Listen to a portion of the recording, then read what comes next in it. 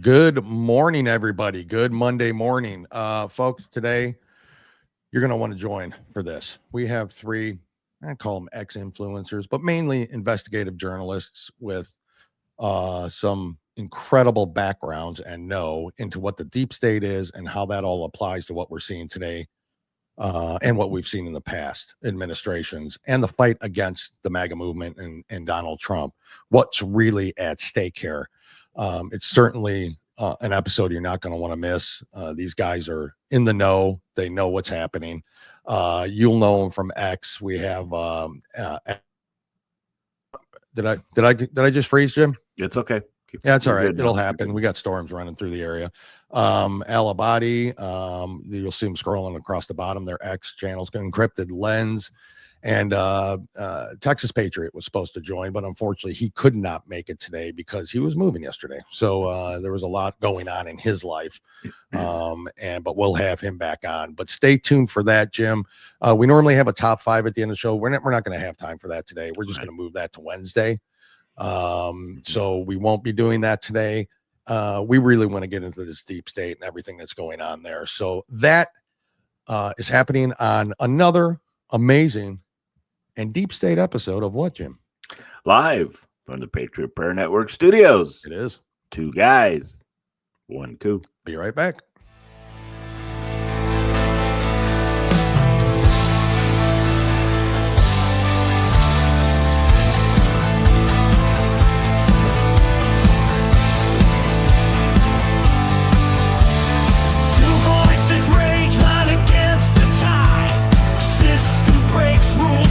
Lost in the crowd, truth hides deep, bury in the noise. Left hand deals lies, can't stifle the choice. Back rage, flames in the night.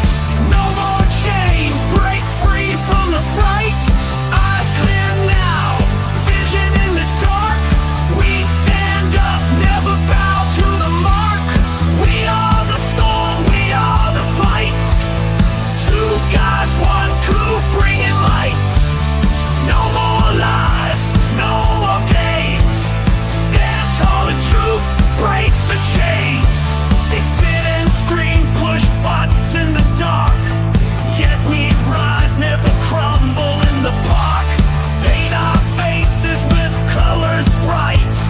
March ahead in the dead of night.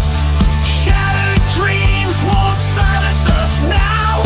Left and right mixed poison in the vow. But we see through, we feel the beat. Okay, folks, let's get to Shop with America real quick, and then we'll bring our guests up. Be right back. Welcome to Shop with America, where the emphasis is on America. Our movement is to switch away from your shopping with the big box stores and the mega corporations back to supporting family-owned, made in America.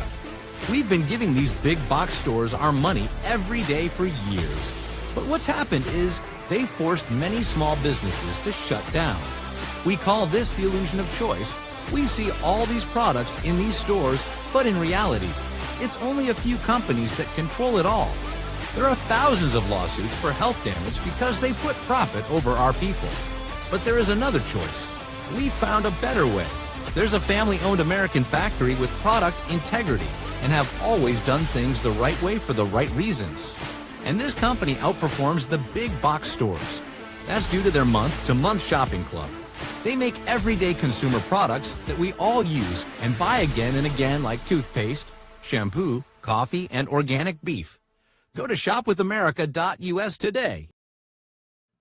That's right, folks. Go to shopwithamerica.us today. There it is, shopwithamerica.us. Buy American from an American company, American products. Do your part. Jim, go out to the website, fill out the information, and you'll be contacted and get ready to review the items you can purchase. Yep, that's right. Do it that way, folks. Let's bring up, so far we have just one with us here so today. We're going to do a 3-screener. Yeah, do it that for now. Al, how are you, sir? Very good. How you doing? Good morning. Good. We're still waiting for Encrypted to join. Reached out to him. I don't know if he's gotten the link or haven't had any word back from him yet. But when he joins or when he comes in, we'll bring him on up. Let's just Yeah, let's just start with you. Tell us your background, if you will, how much you can, how much you want to tell us, and then we'll get into some of the investigative journalists stuff you've done and what you've been exposing. Really, you're doing more than any journalist in the nation, to be honest with you. Well, I call them journalists now. I'm not. Yeah, you want know to call who them. they are. Yeah. I don't know. We do more but tell us than they do. than they do. Tell us who you are, your background, and how you got involved in kind of exposing the deep state secrets out there. Yeah, so I'm a former intelligence analyst with the Army Counterintelligence Command. I started my career actually back in 2003 during the Iraq invasion. So I'm actually born and raised in Baghdad. Yeah. And funny story, I just walked into a checkpoint and I was like, hey, I speak English. Do you guys have a job for me? And they were like, hell yeah, we do. And come to find out there are a bunch of guys, a bunch of Green Beret guys from 5th Group. Yeah. 5th Special Forces Group. So they gave me a job. They trusted me. And and after a bunch of operations and stuff like that in Iraq, got blown up with them multiple times. Actually, I was kidnapped in 2008. They sent a sister team to get me out. And after that, my team sergeant, he was like, hey, boy, we need to bring you to the United States. It's not safe for you anymore here.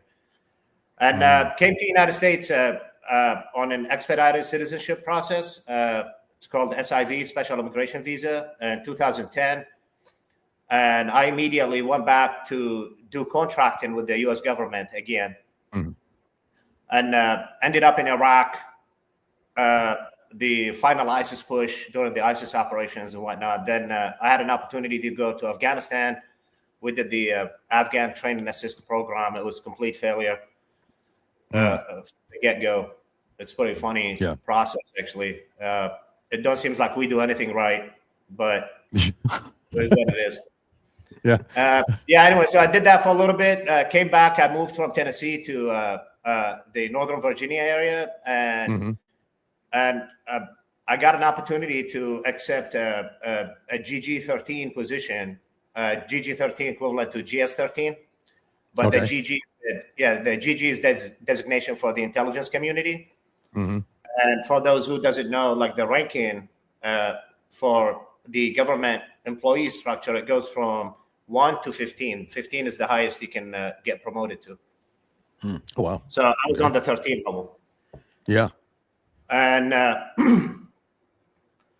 I did that with the Army Counterintelligence Command. That was my employer. And my duty location was at DIA, the Defense Intelligence Agency.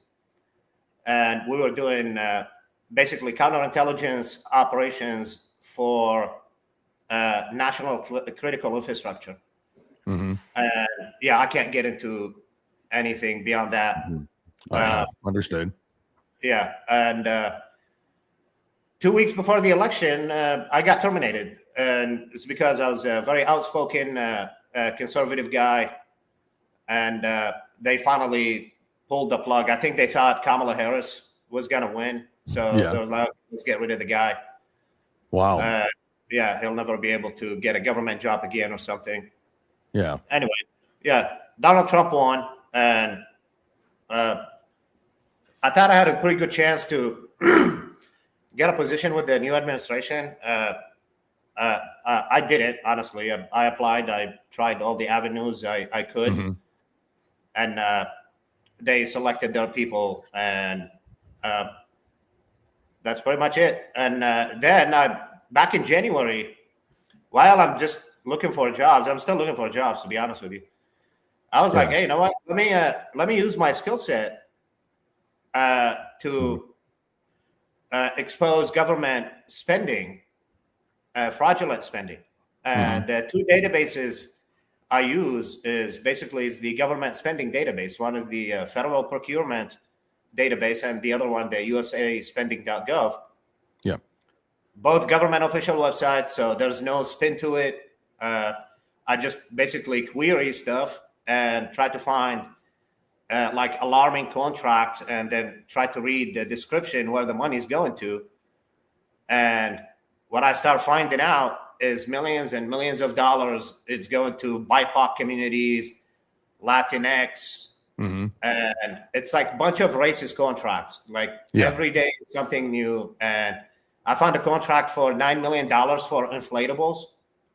Oh, yeah. I'm not joking. Yeah, I mean, really? Where are they going? So is any of that for that, or is that what they're calling it, and it's going in the pockets of everybody else? Is that how this all works? Does anybody believe that we're having, transgender studies in Morocco or something, wherever this crap is going? So what they do, that's how they get away with it. Yeah. And let's say they do a transgender study. They have a very small program, like 2-3 people involved. And the rest of the money is a kickback to basically, majority goes to that contracting company, but in return, the contracting company makes sure they grease the back of the politicians to keep these type of contracts coming back over and over, or like extend the contracts or have a continuation, because every contract that you do is actually standard 5 years. And after the 5 years, I'm talking about services contract, not like purchasing contract. Services contract is standard 5 years, and after that you have optional years. So every year after the 5 years is an optional renewal year until you do that like for 3 or another 4 years. Then they're gonna have to actually recompete and do the rebidding. So that's how the process goes. So but out of this money, I mean, like, what is that inflatable for? Because when I looked at the inflatable companies, it's not like they're doing like, let's say, combat rubber boats or anything like that. Yeah. And so these were like sex dolls. These are like sex dolls. Custom inflatables, like bouncy houses and stuff like that. And yeah. And Jesus. So we've always felt, again, from our perspective, looking at it from the outside, right? Looking in, we always wondered where there's just so much money going to different places, different areas, and we don't even know half. I still believe we don't know half of what's going on. Yeah. So what we've always felt, and what helps is you're confirming it now, and then we're also hearing it being confirmed from other people, but it's not getting any play, which is really starting to piss me off. But what happens is we feel the money is being laundered, right? That's pretty much what this is doing. It's being laundered to something else to come back eventually to, and this is our taxpayer money. Okay, this isn't just money that, this is taxpayer money. Yeah. So you're confirming that, like everyone else has, that it is going back to the pockets of politicians or NGOs or whoever else, but it's eventually getting back to the politicians to get paid for whatever they're doing. Correct? I mean, is that what we're thinking? Yeah, and they do it in multiple ways. There's a good website that people can go. It's not 100% accurate reporting, but it gives you like a general idea. It's called Open Secret, and it basically tracks donations. So, and anybody can go to this site. What's that? Anybody can go to this site, right? Yeah. Anybody can go to it. Yeah. It's open to the public. Yeah. So you look at like all these contracting companies or companies, basically they just sell products to the government, and you start looking at their bulk donations, and you start seeing the same culprits, politicians. Okay. Mainly Democrats, some Republicans. And can you share any names by any chance? Can you, or is this you're not comfortable with doing that? Because that's what I want to start hearing names. I mean, it's because we know it's going there, and we can make assumptions who it is, but names are what, so we can so the people of those areas can vote these individuals out of office if they choose to.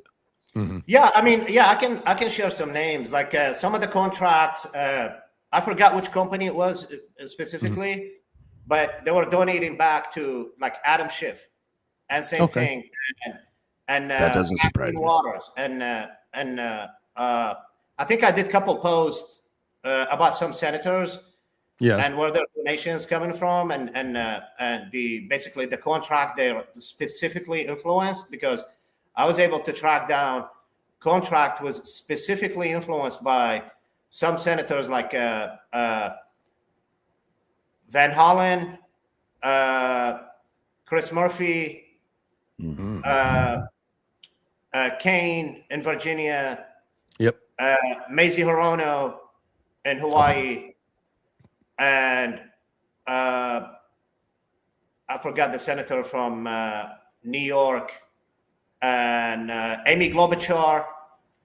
That's a beauty. Amy Klobuchar basically sponsored the grant to go to a research company. And if you look at the, and I did a post on it, and to basically help BIPOC community.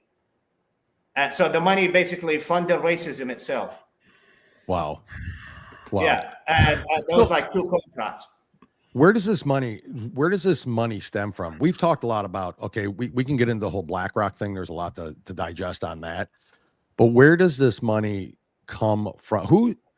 Who makes this decision? Who's like, okay, and I'm sure it's a committee of people, and it's a secretive committee of people or whoever, or it's somebody running BlackRock or that staff, or because they're, damn balls deep into all this, BlackRock is. So for the racism ones, I can give you the scenario specifically how it happened.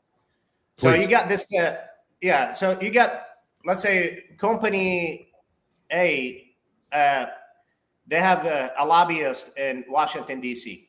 They get in touch with a staffer of a senator or a congress member or something. And be like, hey, man, we're based out of Minnesota, and we're doing, let's say, BIPOC stuff projects. Help us secure some grants here and to do this study. And that way, basically, we promote you during your election campaign, and we will be able to donate and encourage our employers to donate for you as well. Yes. So that's how it starts. And then the senator or like the politician looks at it, have their staff basically write a proposal to any prospective agency, and some of them like comes in from the HHS, Health and Human Services. Actually, they spent a ton of money, tens of millions of dollars. Like I found one for over $500 million, basically in New York cities alone. Oh, wow. To basically same thing, doing research and education for Black, Indigenous, and community of color to help them with basically understand what HIV and stuff like that. And wow. And how many people they helped? I bet you probably a handful, and the rest of the money they pocketed. So it looks legit because they're helping somebody, right? So there's a small percentage of that's legit. The rest is going back into the pockets of Schumer or whoever, is running. Yeah, Chuck Schumer.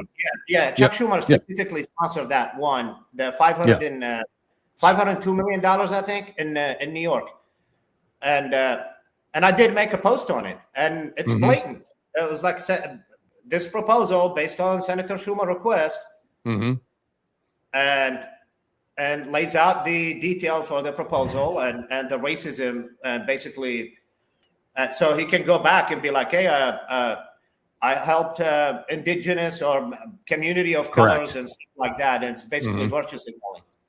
Yeah, so he's buying brownie points on his resume. In return, these people are getting this funding, and that funding then helps his campaign. So that's all got to be illegal. I mean, is any of this? Is there any? It's got to be illegal. Unethical, at least unethical. Okay, well, sure, unethical is obvious. It's very unethical, and it's a waste of taxpayers' money, and they're enriching themselves and gaining power on the backs of regular people that actually works hard, pay their taxes, try to do the right thing, raise a regular family, but in all reality is they're taking your hard-earned money and tossing it in the water for political clout and political gains. So the question is, then for me, is this all part of the USAID stuff as well? Did any of that fall? That's a whole nother. That's a whole nother thing. Another subject, right? Yeah. Each agency is a whole different thing. USAID. I found the project. They were actually explicitly funding and busing people from Africa to bring them to the United States in collaboration with DHS. And their program was over $100 million. And provide housing, migrant housing from Africa and transportation to migrants from Africa to the United States. Yeah, so it goes to show you these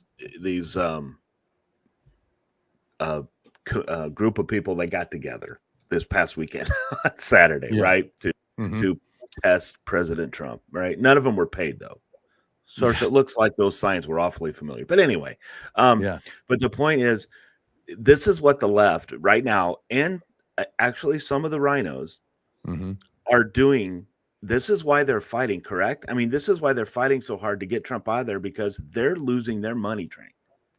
It is. Yeah, they're losing the funding that actually keeps them in their seats. Because as soon as you cut that pipeline, as soon as you cut that hose, they're not going to be able to raise money specifically for, let's say, NGOs. NGOs is like the biggest donors to politicians. And it is the biggest culprit to basically changing the fundamental fabric of the United States. It's unbelievable. It is unbelievable. And the NGOs actually, they get a lot of money from USAID and also another agency. It's a USAGM, Agency for Global Media, aka Voice of America, aka NPR and PBS. Yep.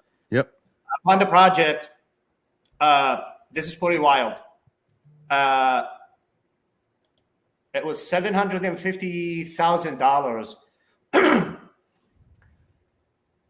It went to a Ukrainian media firm to basically hire Bangladeshi media influencers to tackle down the previous PM and her administration, which is Sheikh Hasina.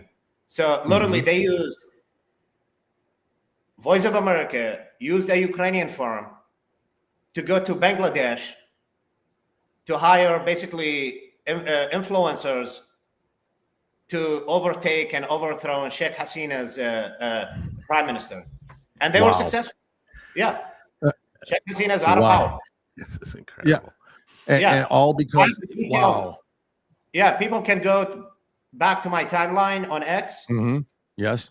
And you'll see the detailed thread I did on it, step by step, and on how they did it and how the money went from into.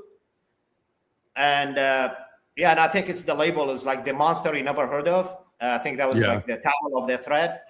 Yeah. And your X label is what? Remind our listeners.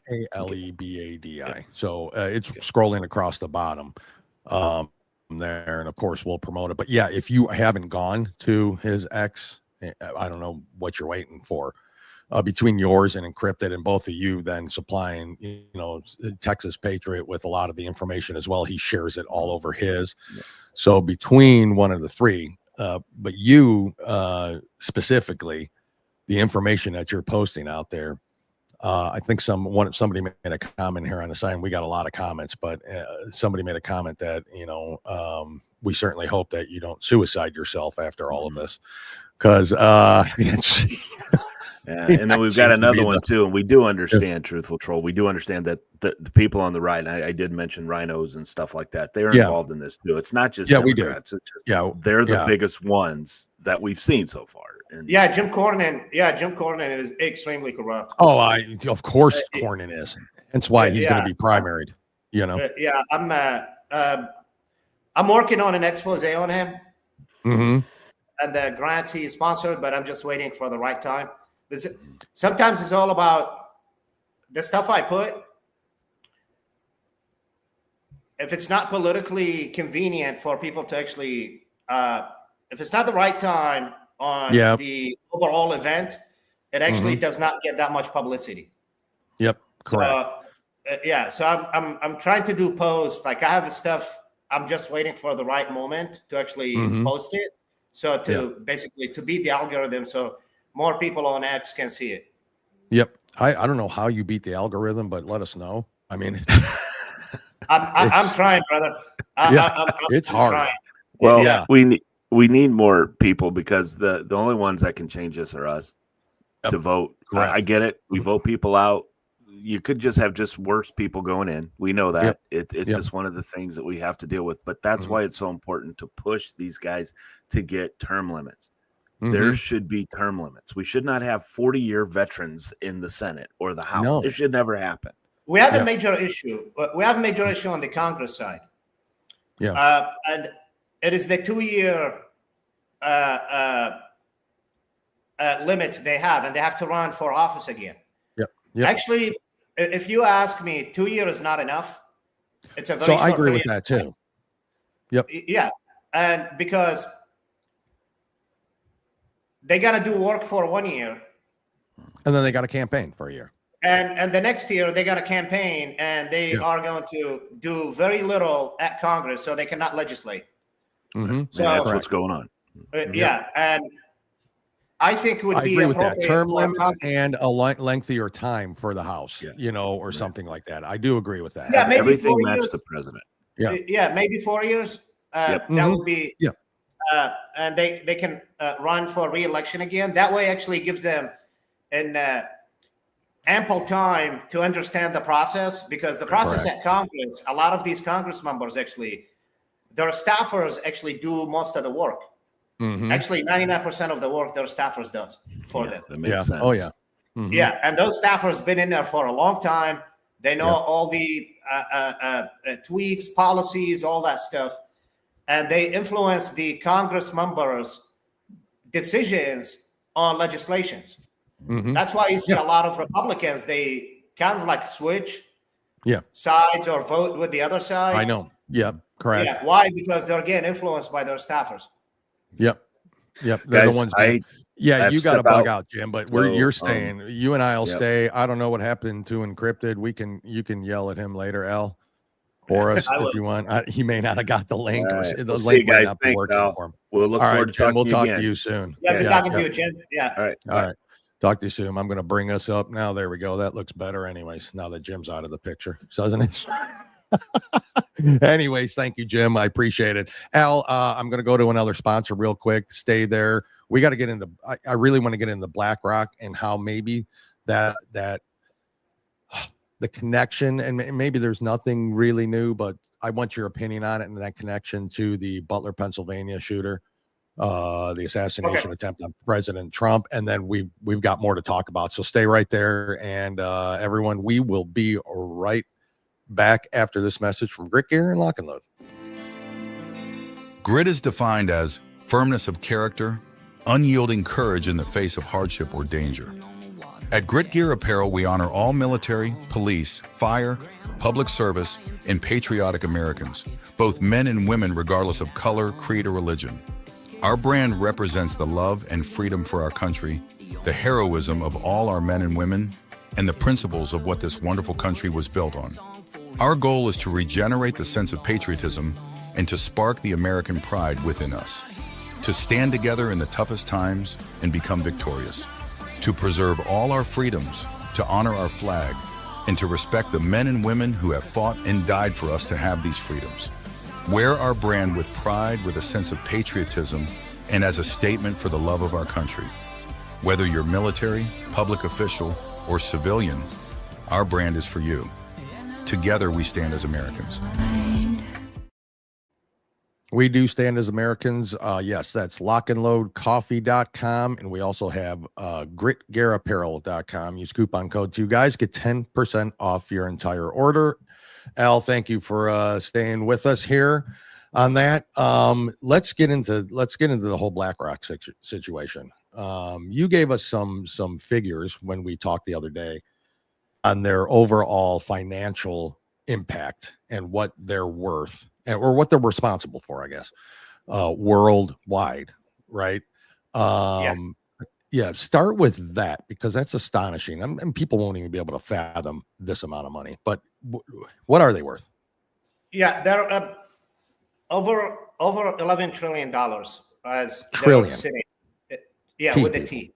T. Yep. Yeah, and they accumulated that wealth obviously from investment in your 401k, retirement, and all that stuff. And they became the behemoth they are because also lobbying. And how they lobbied that?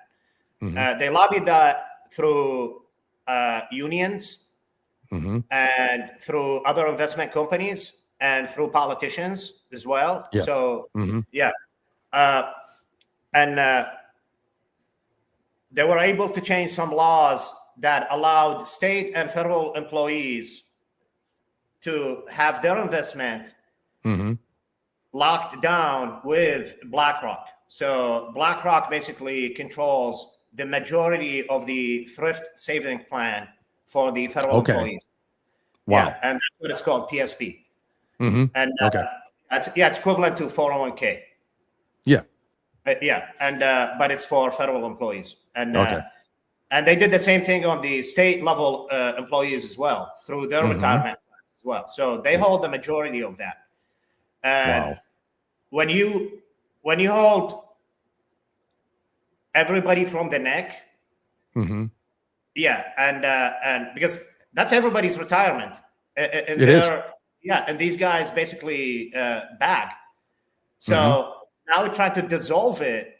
It's going to impact everybody bottom line pockets, and a lot of people basically will lose a lot of money from their retirement. So I honestly don't know how you resolve this. These guys became so big. They became their own basically governance board that untouchable. Wow. Yeah, untouchable. When you control that much amount of money, I mean, who would want to basically mess with you? Correct. And how could you mess with that much money? They control it all, right? So, which leads then down to the whole, really, we're skipping a lot in between, but right down to the Butler, Pennsylvania shooter, who we know was in a commercial for BlackRock, right? And all of us are then thinking to ourselves, oh boy, there's a connection there. Is there? We don't know. I mean, it seems it, but I think there's an obvious connection there, to the fact that somehow he was influenced. We all know he's not the shooter. We can get into some of that detail too. We know he wasn't the only shooter, if indeed that's true. How did they pick this kid? How did he fit into BlackRock? How did that whole thing transpire? And where does it go from BlackRock to who? BlackRock makes a decision, whoever that is there, then passes that on to intelligence agencies. Intelligence agencies trickle it down to local law enforcement. How does that whole plan work in order to get this kid up on a roof in Butler, Pennsylvania? So it's very simple, but also a little bit complicated process. The very simple is, obviously this kid was identified as being a troubled kid. Yes. And how do you identify somebody being trouble? There's multiple ways to do it. One from online group chats and whatnot. And there's a lot of intelligence agent or former intelligence agent and hanging out in unusual group chats and kind of like trying to feel the room and figure out, it's like, okay, is there like a potential asset that we can recruit? And most likely this kid was identified that way. Okay. And he was on the radar of one of our 17 intelligence agencies, which is, I can speculate on, probably I can narrow it down to two. Which are? NSA and FBI. Okay.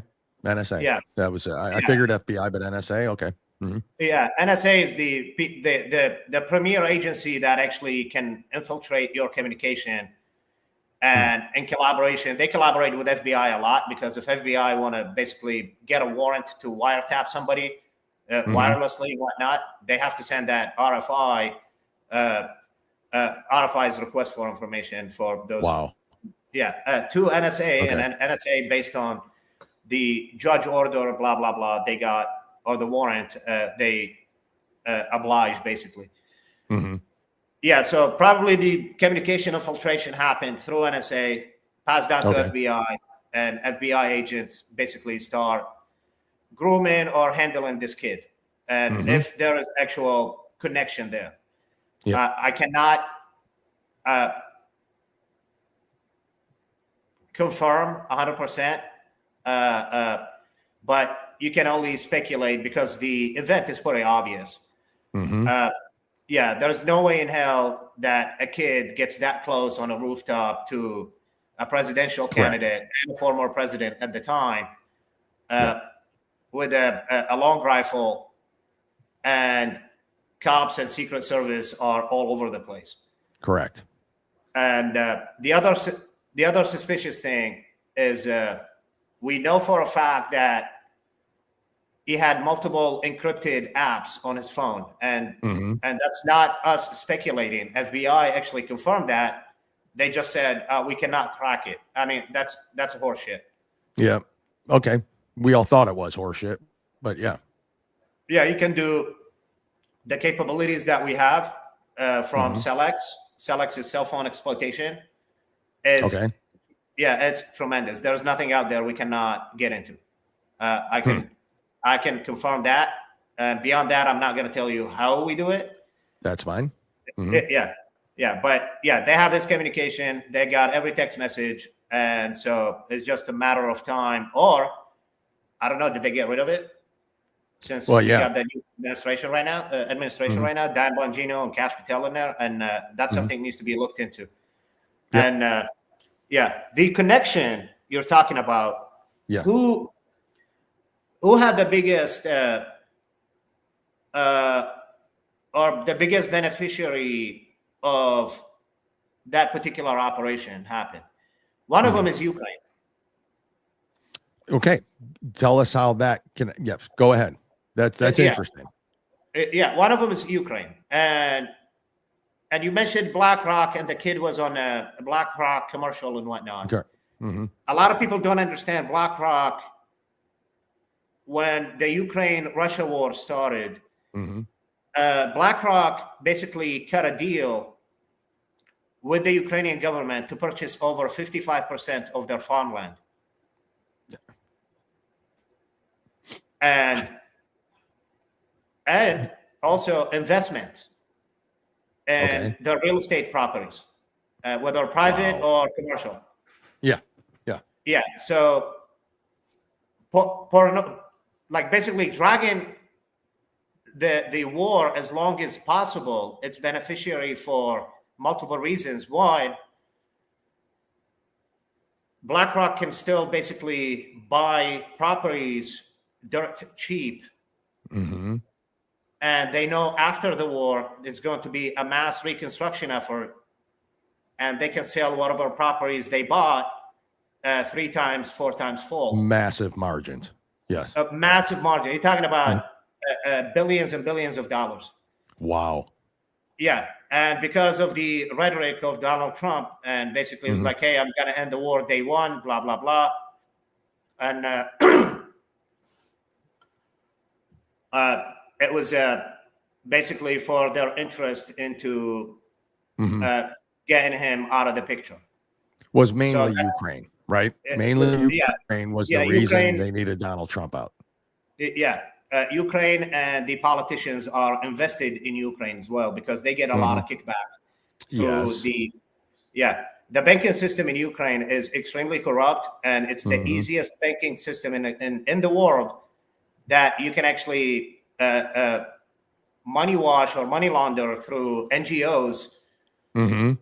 and sending it back as donations and back and forth, and just mark it as donations, and it goes through the Swift banking transactions without triggering any type of alarms.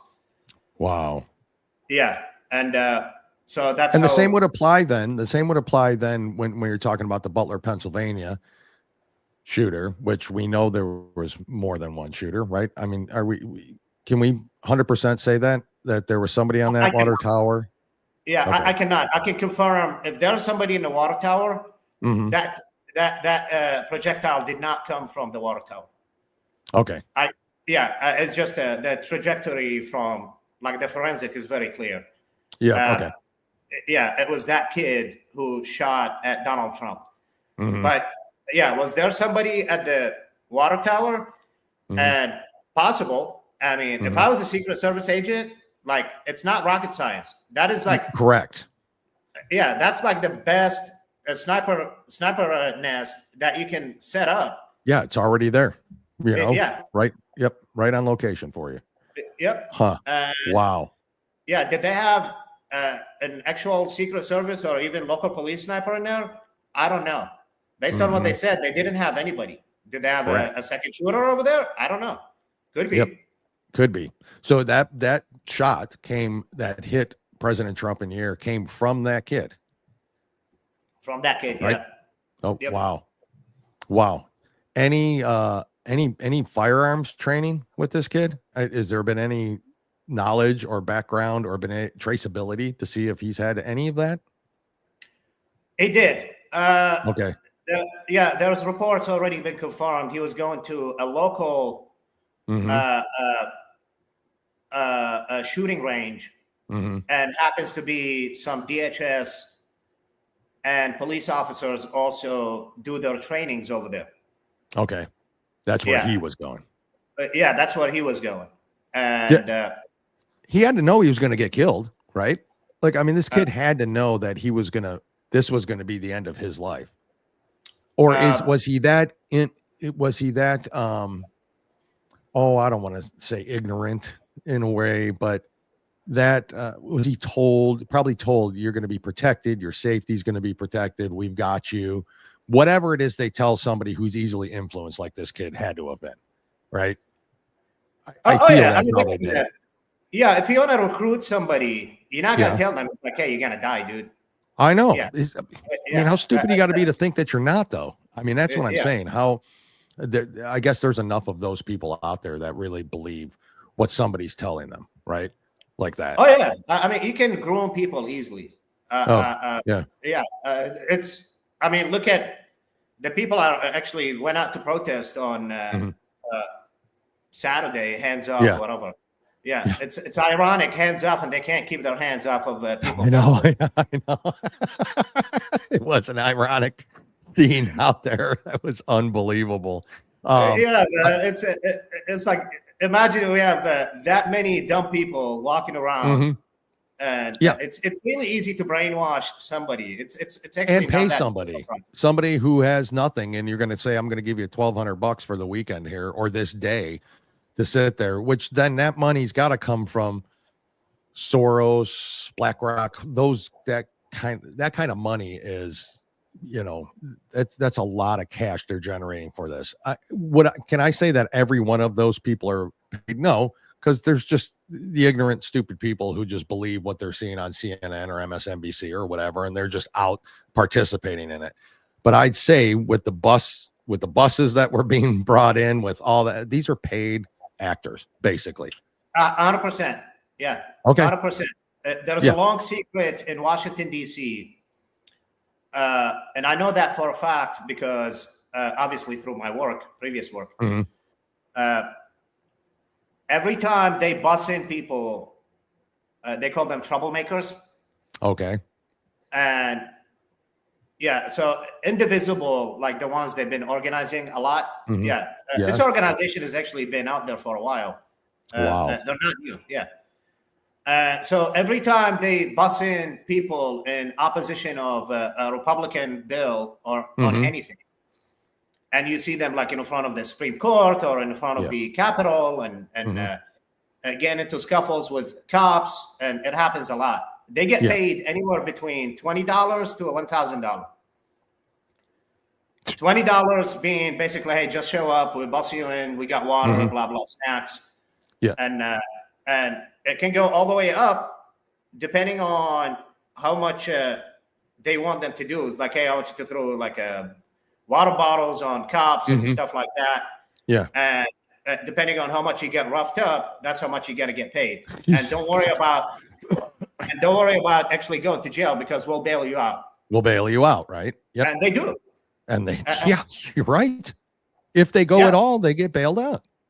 Yeah, and they do. So now they got a consistent troublemakers they can hire on a whim, and they can show up anytime they want them to show up. And initially I did not believe that was happening, but I was talking with an emergency management supervisor at the Capitol Police, and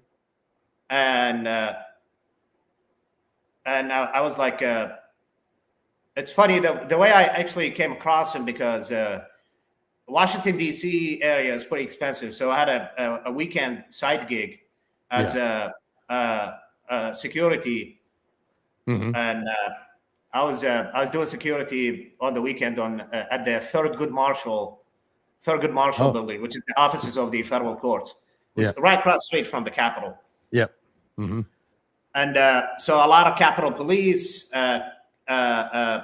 Capitol employees and stuff like that, they park in the basement because that building it belongs to the architect of the Capitol. Oh, okay. Yep. Yeah, so the parking lot belongs to the Capitol employees and stuff like that. So they come in and so anyway, the emergency management supervisor, actually, that's where he parks. He's got a designated parking over there. Yeah. And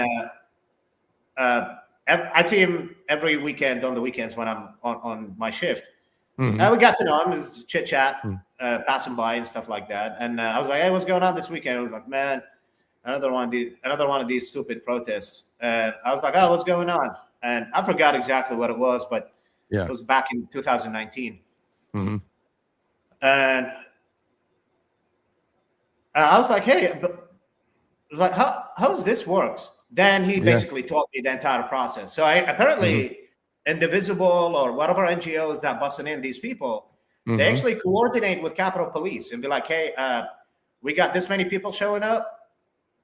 We need the permits, and we need you guys to rough up this many people and apprehend this many people." And they coordinate with Capitol Police. And Capitol Police, they're more than willing to oblige to basically further the other side agenda, so they can go on TV and be like, "Oh, look, it was peaceful, and our guys got roughed up," and to gain basically political and public clout.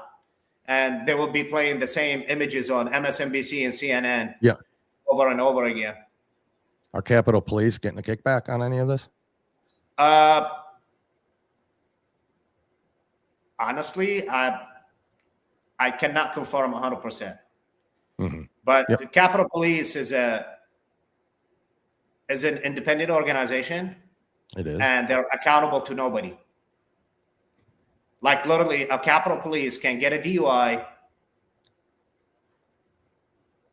gets released that night, shows up and tells the Congress, I was like, "Hey, I got a DUI.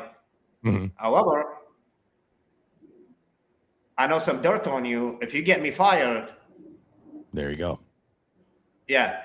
And there's a lot of instance of DUI situation, and Capitol Police got away with it just because they know some dirt on politicians. So politicians afraid to actually terminate these people. Yeah. And it's basically, I'll rub your back, you rub mine. That's right. Like we all suspect is happening. There's got to be a reason the Adam Schiffs aren't in prison. The Eric Swalwells aren't in, or at least removed from their positions. I mean, listen, prison, who knows? But because we've talked about the task that will take. DC's 90% Democrat. It's going to be very hard to find a jury that's going to be, unbiased. It's going to be very hard to find a judge that's unbiased, clearly, in that area. So this all, to me, stems from from NGOs in general, right? We talked about it. I kind of bring this back full circle. How does one get rid of an NGO? How do you stop that financial kickback that the NGOs are getting there and then kicking it back to, whatever cause they are claiming they're for? How do you stop that? So, NGOs can't get money from, like, let's say Department of Defense or anything like that. Correct. Okay. Yeah, but they were getting their money from. That's why they're losing their mind. Is USAID. So that's where that stemmed from. All from there.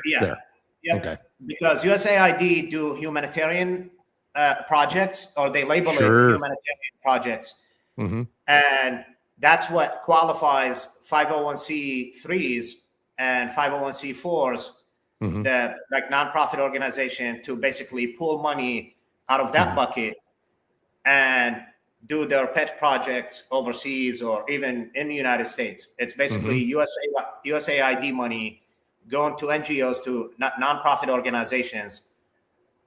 And basically when the pipeline got cut, that's when they lost their money.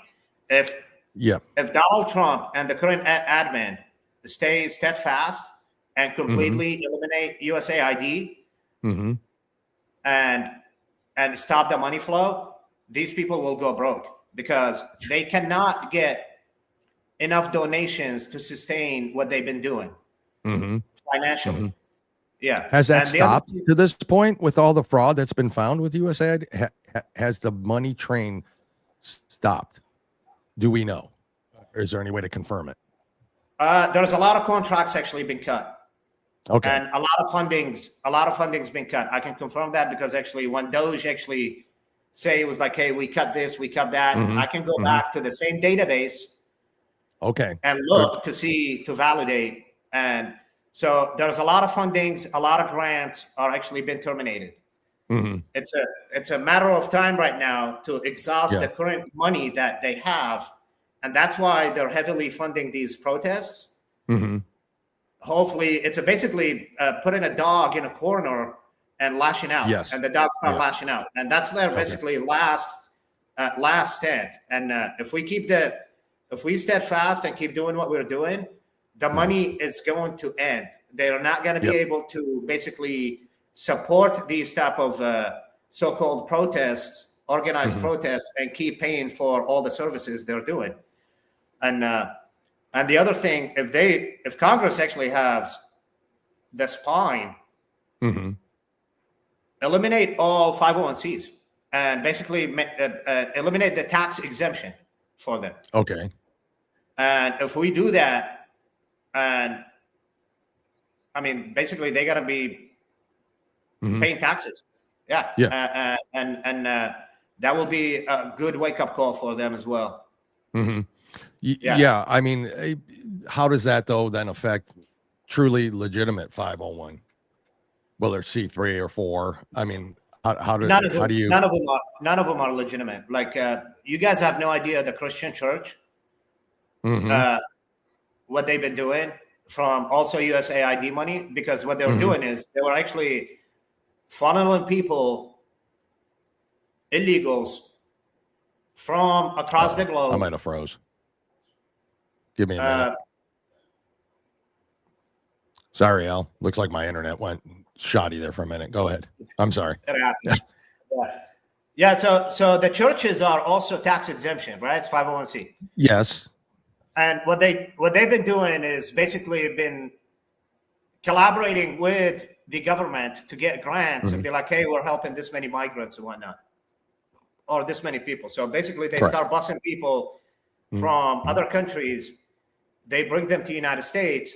They go back to the government and be like, hey, we helped 500 people. Yeah. And we're giving them these services until they basically simulate to society. But they're not spending the amount of money they're saying they're spending on helping people. And they give them the bare minimum services, and the rest of the money they pocket. Wow. Yeah. So the churches has to be taxed. I mean, it's not a popular subject, especially if you're a religious person and whatnot. Yes. But Yeah. actually skimming money off of you as well. Yeah. Yeah. That makes complete sense. Yeah, this is just so deep. It's crazy. I don't even know. I literally, I'm trying to piece it all together, Al, like I think everybody is that there's got to be just somebody, somebody held accountable for this. Can Donald Trump, can this administration, can the Dan Bonginos, can the Kash Patels, can they, Pam Bondi, is there anything that they can do to make people held accountable, for us to see that people are being held accountable? I think it's going to have to be a domino effect where somebody's going to have to be somehow held accountable, and either prisoned or, a court date set, something for us to start seeing the pieces fall like it should. I think all of this has been the amazing first step. It's what we voted for. Government fraud. We wanted this. We wanted to see all of this happen. There's 80 million of us that we love tariffs. I'll go for it. I love what's happening, with all that. I think all the right moves are happening, but are the people in place in order to take the next step? And that's removing these senators and congressmen or putting them in jail or any of that. Do you think that can be done with this administration? Oh, I know, right? Yeah, follow the money, because it's the easiest case for FBI they can do, or the DOJ, is money embezzlement. Yeah. Money embezzlement. And because they have the financial records and they can trace back the money transactions. Yeah. And I stated earlier when we were hanging out at the space, it was like they can get a different jurisdiction, like they can prosecute these people in different jurisdictions based on interstate flight laws that we have. And, yes. And it's easy. It's not that difficult. And because if the communication went from, let's say, a politician was in Washington, D.C., was communicating with somebody he was getting kickback from in a different location outside of Washington, D.C., yeah, that's interstate flight. Like, you can actually, because the crime is happening not just inside of Washington, D.C., it's going, the transaction, the electronic transaction is going elsewhere. So you can change the venue and prosecute people that way, so you can actually get a conviction.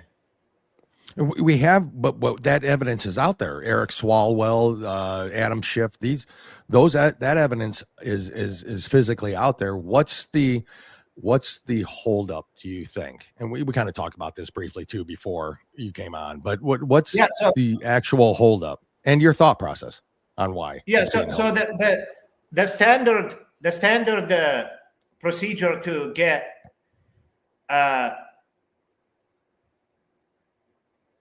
warrant or something on somebody by the FBI, it takes actually 90 days. It has to go through the proper process. So we're 77 days into his administration only. So yeah, I mean, you have to start with, I'll give it like maybe a week after Kash Patel took over. Oh, okay. So that's even, so we're not even 60 days. Yeah. And if you want to do it the right way, the legal way, to basically bring charges to somebody, it takes about 90 days, because it has to go through investigation process. It has to go through a court, FISA courts, and other courts and stuff like that, to basically get a warrant, then start the conviction process, the trials, whatnot. So did the FBI follow that process during the Biden administration? No, because they were getting basically warrants within a couple of days. Yes, that's correct. Yeah, so they broke multiple different procedures. And I don't believe Kash Patel and Dan Bongino are going to be reckless like that because of the backlash. So they probably want to do the right thing, the right process, go through the right process to eliminate as much backlash as possible. Yep, understood. Yeah. I mean, I would love to see something here soon. I mean, within the next couple months. Yeah, for sure. Yeah. I believe it when I see it. try to stay optimistic. Yeah, and just keep them motivated, because we have a lot of criminals roaming around, not just street criminals. We have political criminals as well. The worst kind, maybe even worse. These people are. That makes sense, Al, for sure. Yeah, that makes sense. The whole time frame and how long it takes to get this done, and keeping in mind that you are dealing with a mainly Democrat district and everything else in the area. So getting those approvals and through like FISA courts and all that, what kind of task are they going to run into there, knowing that you're dealing with basically, the black robe mafia out there, the judges and all that? Can it be done? Yeah, you can. The FISA warrants, basically, you can literally get a judge approval in the dead of night. Yep. Yeah. But the hurdle they're going to get, it'd be like, they got to submit it to the judge. Like, hey, can we get an approval for this? And given the nature in Washington, D.C., basically, I think all the judges on the FISA court are Democrats except one. And that one is basically a Republican in name only. Yeah, so, Rhino. Yeah. And they can stifle the process and be like, yeah, come back in 2 weeks. And we'll do another review or some shit like that. So instead of actually approving it right away, they can be like, okay, let's do a 1 week review. We'll get back to you. Then you go back next week. Okay, any update? And once they receive that, do I have any faith in the fact that the judges aren't going to then pass that information on to their, lefty cronies and everybody else to say, hey, here's what's coming, whatever, delete your books, lawyer up, whatever. It's a vicious circle that to me seems to end where we're just kind of like pissing in the wind, and I have true complete faith in Donald Trump and his staff and Bongino and Patel. I mean, these guys don't bullshit, right? And that's the faith I have in them. And I understand the time too. I understand these things take time and you got to get it done. I just hope that they actually physically can, because the concern is that they're going to get nowhere with all these judges and the court system in general. I just don't trust the court system at all. So, yeah, the court system is completely broken, even in conservative districts, to be honest with you. Yeah, it's complete. Yeah, the process is completely broken. It needs a complete overhaul. And as far as the jury stuff, somehow this needs to get fixed. That way, it doesn't matter where the crime happened. Like the political bias out of it should be somehow taking place. Maybe there's some mechanism and measures that can be put in place and to ensure actual conviction for people. Yeah. And because as we spoke earlier, when John Durham tried Kevin Kleinsmith, the lawyer for the DNC, with all the overwhelming evidence of basically providing the Steele dossier, the fake Steele dossier, they were able to provide the receipts when he bought the thumb drive, which in itself, buying a thumb drive from Staple or any store, plug it into a government computer at any level, whether the NIPR, SIPR, or JWICS, that's the three different classification, is a crime at itself, and minimum is 5 years. If I am a regular citizen or like regular government employee, went and bought unapproved thumb drive and plugged it into a government issued computer, because those serial numbers on the back end, the IT people, they are going to flag it. And they know you just plugged in a device, and if it's not authorized, they can trace it back to your station. And you could go to jail for 5 years minimum. Wow. Yeah, that's unreal. And Kevin Kleinsmith, basically, he got exonerated by the DC jury because the entire jury, they were Democrats. Yep. And that's the issue. That's the problem I have with all this, is that no matter who, I feel, are we in charge at all? Who's in charge? Who's running the shit?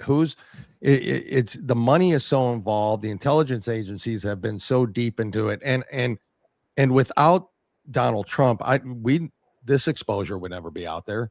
Fake news would have never been a thing. We'd have never known about this fraud and government fraud and the waste that's going on at USAID. That none of this stuff would have come to light without him. Hence the reason they needed to eliminate him or try to eliminate him. How long has this been going on for? Is this back? I mean, let's face it, JFK. I mean, how far back does this go? All of this corruption. Has our vote ever mattered? Really, honestly, because who's running the show most of the time? Maybe your vote mattered all the way until early 1900s. After that, it was just a monopoly. This is mind blowing. Wow. Yeah, and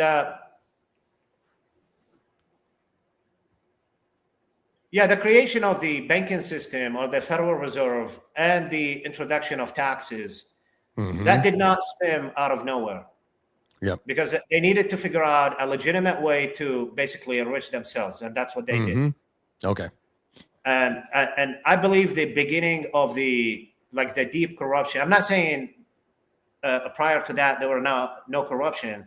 Obviously, there's always been corruption across the millennia. Yes, of course. Yeah, but it went on full throttle, basically just right after World War I, with the introduction of the worldwide banking systems and the Federal Reserves for each country and all that stuff, and the introduction of taxes. And I think it slowly stemmed out of that, and slowly we got to where we at right now. Yeah. And for a long time, a lot of people, they felt there's something off. Sure. And they just could not get their pulse or their hands on the right pulse until Donald Trump came in 2015, and he started calling out the fake news and all that stuff. And then people just slowly start waking up, and it's like, oh shit, this is actually, there's something off here. And the last 4 years with the Biden admin, obviously, a lot of people just opened up their eyes. And now, with everything that Doge's doing, exposing fraud and showing people actually where the money is going, now people are just pissed. Yeah. And people, the honest people, are just pissed because their hard-earned money are getting basically tossed around for extreme corrupt projects and enrichment of other people. And the other side, they're pissed because they're watching their basically money funneling pipeline is getting cut off. So they're pissed because they eventually going to run out of money without this type of corruption. Correct. Wow. Yeah. So how did, honestly, with all of this corruption and all the money involved and all the we call it deep state, but there's got to be another name for it, because it's there. I don't think there's a bottom to it, and if there is, we don't know it yet. But how did Donald Trump even win in 2016? How did he win in 2024? We know, I know 100% it was stolen in 2020. They could not have back-to-back Trump, administrations. I'm shocked he won this time around, to be honest with you. I actually, me too. And I will tell you why. And I didn't know how he won in 2016. I think that was I don't think that DNC. They didn't expect it. They literally underestimated it. So they did not do a lot of ballot stuffing, data manipulation and whatnot on the tabulation machines and stuff like that. So they thought he was 100% going to lose. Sure. and what the percentage? I think it was like 98%. He was not going to win. Mm-hmm. So they didn't think they need to mobilize their army of criminals to basically steal the election through different means, because they have different means to do it. They have fake voters they can inject in there, and they can manipulate the tabulation machines and stuff like that. Mm-hmm. Yeah, just to get it to the right numbers to win, because that's what happens in 2020. Yep. And so 2020 rolled in, and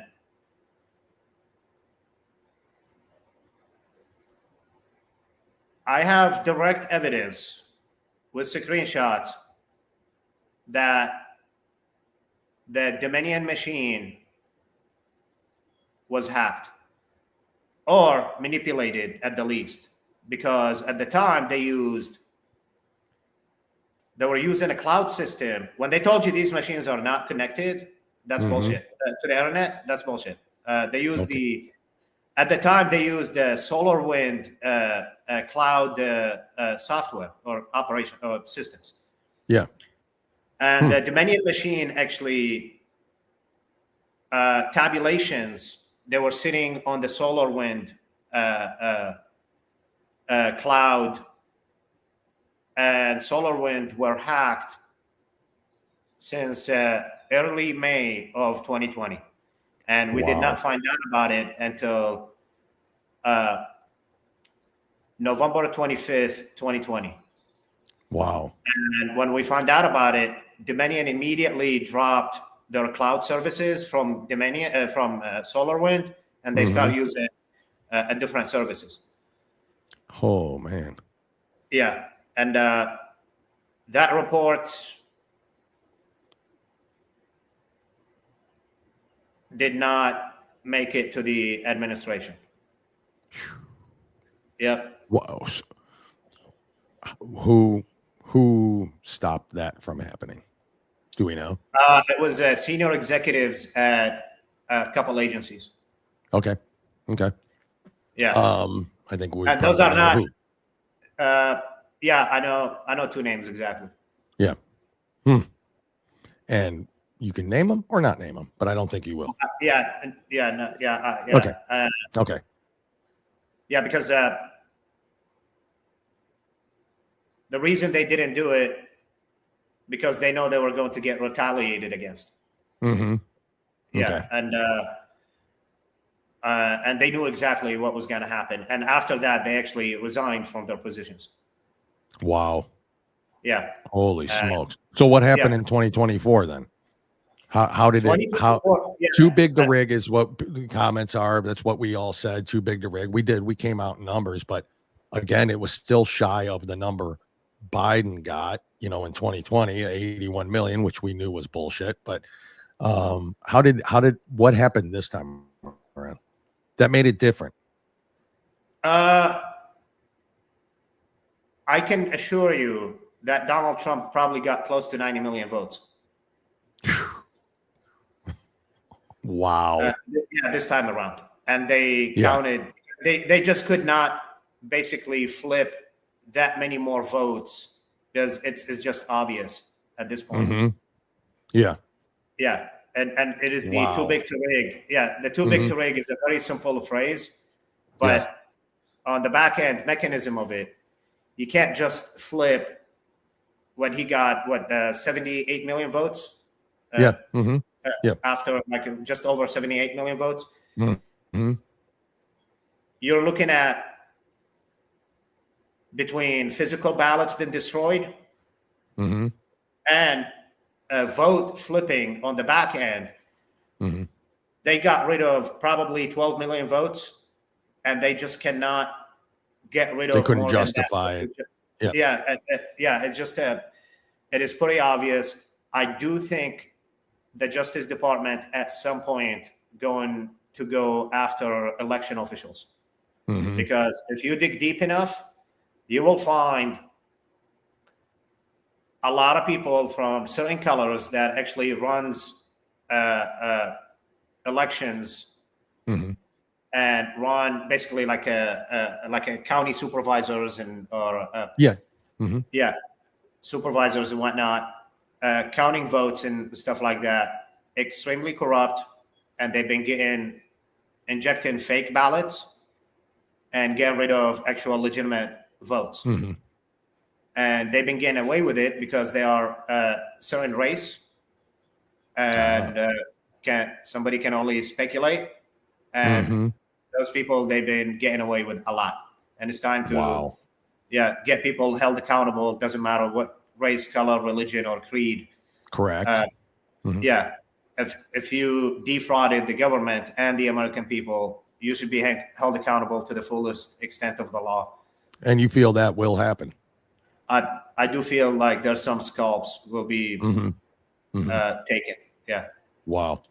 Yeah, because you only need like 5-6 of them, and to set an example for the rest. Because you need to set an example for the rest. Be like, yeah, oh shit, this is gonna happen, and okay, they're not messing around anymore.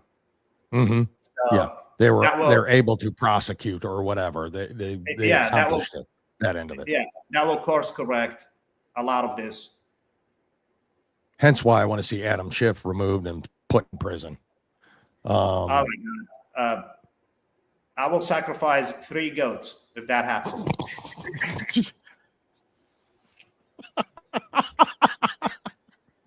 We'll hold you to that, Al. Al, I'm going to tell you what. I'm sorry the others couldn't join us, but I could go on with you for hours and hours. I know that you guys had your first podcast this past Saturday. I just had the name up there and I lost it. What is the name of it again? It's Ciphered. Ciphered Head. Yep. Ciphered Perspective. Ciphered Perspective, and it's you, and it's Encrypted, and it's Texas, right? You were all. That was the first one, and you're going to do another, right? I mean, there's more. We are. Yeah, we're going to try to stick on Saturday, 8 p.m. Eastern time. And you're doing it on X, right? You're going live on X. Is that how? Yeah, we're doing it live on X. Yes. Okay. Yep. And I'm telling you, if you don't listen to it or you don't follow them, please do. But we want to have you back, especially when Jim's here as well, and maybe we can get everybody back on and get the schedule, because we didn't touch base on a lot of stuff that we still like. There's so much stuff, guys. I mean, almost 2 hours. Almost. I mean, this is insane, right? It's that. Yeah. The other day on the phone with all of you, I think it was an hour and a half, and I was like, holy crap, that was the quickest hour and a half I ever spent in my life, was talking to the 3 of you. So this is nuts. I did not know I could talk for that long. I didn't.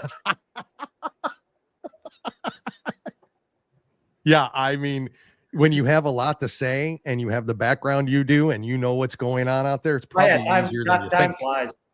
Oh, time does fly. What's next for you, real quick? I mean, what are you going to expose next that we can look forward to, or what are you working on? So I'm going to drop an expose today on Susan Gordon, and she's Susan Gordon. Ex-CIA. She was working with she was a deputy principal director for Michael Hayden when he was the CIA director. Michael Hayden is one of the 51 former intelligence officials that actually signed off on the fake Hunter Biden laptop thing. And it says it's a Russia hoax.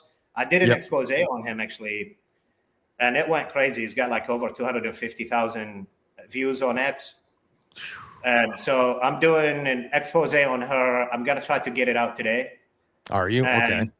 Yeah, and basically how she's connected to him and how she's still connected to NSA and other agencies through her being sitting on the board membership of a bunch of companies. Well, it's full circle. Unbelievable. Yep. Wow. Yep. Al, this has been great. Like, absolutely. Thank you so much, for coming on and telling us, what you know. Again, there's a lot to unpack and a lot to go into. within the next couple weeks, hopefully we can have you guys all back, and we can get into even deeper things that we need to. And who knows what the hell is going to happen in the next couple of weeks that we're going to all find out. So that's the important part. But any last words before we kind of end this here today, or? Yeah, I just wanted to say thanks for having me, man. And oh God, I hope the audience, I hope the audience liked what I had to say, and I'll definitely. I got some comments there. Excellent show, Al. Thank you so much. There's mountains to talk about here. That is true. There's a comment. Great show today. Thank you, Al, for coming on today. Thank you, guys. People just commenting. I want to see a lot of them in prison. Can we all please just expose all the corrupt people and do something about it? Well, we talked about that. Again, Al is right when it comes to that. We're impatient. We voted for this. We know we have a limited time here, right? Maybe as limited as 2 years based on what the midterms are going to do. And so we all want things to happen now. We want people arrested. We want perp walks. We want handcuffs. We want all that. Again, it makes perfect sense what you said about the time frame. It takes about 90 days. How long's Kash Patel been in there? Less than 60, I think, at this point. Oh, for sure, less than 60. Maybe 45 even. And then Dan Bongino just got there. So I mean, it's going to take time. But we are growing impatient, like you are. We really want to see it happen. So everybody is. Everybody who voted for this, they're growing. Everybody who voted for this. Yep, exactly. And there you go. There's the that's x.com Rico89 status. I believe that is encrypted, right? Yeah. That's his. I don't think I have yours at the bottom there. It's coming up. I'll make sure I post it and get all that. But there it's scrolling across the bottom. They can find you. Give us your X name and how they can find you on there. Yeah, but you can just type in Al Ebadi. So it's basically Alpha Lima space Echo Bravo Alpha Delta India. And I'm like the only one. It'll pop right up, and you'll see me in basically a picture from overseas. And you can't miss it. And consider donating to my. I have a link. Do you? Also on my and I'm basically like literally one-man operation doing all of this, and any type of donations that will help. And I would love to come back again and talk about more stuff. Please. Yeah, we got a list of stuff to talk about. That's for sure. Okay. I will remove you from the stage. I'm going to finish the show here. I got to play one more advertisement and come back and finish the show, which is just saying goodbye to everybody. But after that, we'll be in touch. Yeah, thank you, sir. Thank you for your work, your hard work. Thank you for coming on. This has been a pleasure. absolutely a joy to speak with you. So glad to know you. I'm glad you're on our side. That's for sure. Likewise, man. I'm doing this for the country. I did not immigrate to the United States to see it collapse. Because that's I grew up. The perfect way to say it, Al. The perfect thing, and that's what the dipshits here who are against it all don't know what it took for you to get over here, what you've done, the sacrifices you've made in your life to live the dream over here in America. And without a strong America, there's not a strong world, and that's the problem. So with that, I want to close with just remember, American is basically the last bastion of freedom, and anybody else across the globe, they wish they have the same constitution that we have, and we need to hang on to it to dear life. And with that being said, thank you very much. Thanks for the audience, and I will basically hang out with you guys again soon. Absolutely. We look forward to it. Talk to you soon. We'll see you on X. Yep, we'll see you on X. All right. See you, Al. Bye. Well, everybody, that was if I didn't get to all your questions, or if I didn't get to everything that you commented on here, I mean, here they are. Please come back. Absolutely, he needs to come back. Here's the other there's Ko-Fi, Al Ebadi, so they've got him on there as well. Thank you, Buckeye, for putting these up here. There it is, x.com/AWSALEBADI. Again, if you just look him up, Al Ebadi, he will pop right up. He's really exposing so much out there with the help of Encrypted Lens and Texas Patriot, who obviously Encrypted couldn't make it. I knew Texas wasn't, but there must have been something that happened with them, and we'll get them back here as well. Thank you, everybody, for listening. Thank you, Jim. Sorry he had to bail. We will be back Wednesday. I want to give you a little show note. On Wednesday, we have Ann Vandersteel with us. If you don't know who Ann Vandersteel is, just look her up on X as well. That's going to be an incredible conversation. Really, honestly, this is a week of exposing deep state bull crap across this nation. And hopefully these things get out there and everybody's made aware of it. Please like, share, follow us on Rumble. Please share us on X. Go follow these guys on X as well. You will not be sorry. I know some of you already are, but if you're not, please go do that. And to everybody out there, thank you. Thank you for your comments. Thank you for coming on. I saw some new ones on there. Appreciate you joining us. And we got to expose it, folks. It's what we got to do. We got to expose this deep state. If not, what happens in 4 years when Trump is no longer on the ticket? We got to make sure this movement continues, and we can't do it without all of you. Our top five. We'll do our top 5 female actresses who nailed their roles. That'll be Wednesday as well when Jim's back. Until then, everybody, thank you. Appreciate you. God bless you all, and we'll talk soon. Remember, I got to do this all by myself now, so you're all going to hang on here for a minute. Dun, dun, dun, dun. Where is it? Where is it? Where is it? There it is. See you guys. Bye.